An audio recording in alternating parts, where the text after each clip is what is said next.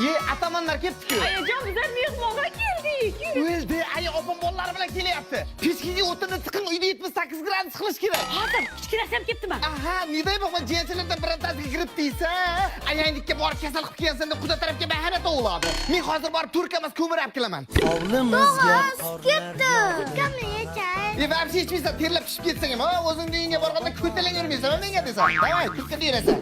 Voy, nima beryapsan? Yaxta emasmi? Isitib ber. Aya, xolodez istilmaydi-ku.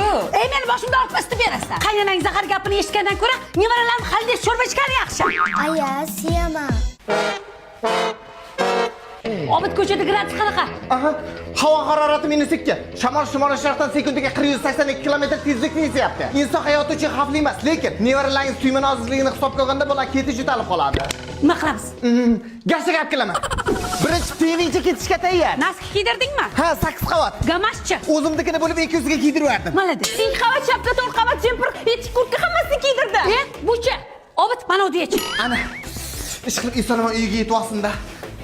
Ana, kelin men sizga nima deyapti? Har doim shu ahvol. Ayangiznikiga kelasiz, bolalarni kasal qilib ketasiz. Ha, onasini bilsa, o'zlaringizda tomdan tumalib ketsa hech baloqmaydi. Bola shit katta bo'ladi debdi. Bizlarga kelib adashib deb qo'ysa bo'ldi. 3-chi jahon urushi boshlanadi. Sizlarda ham shunaqami?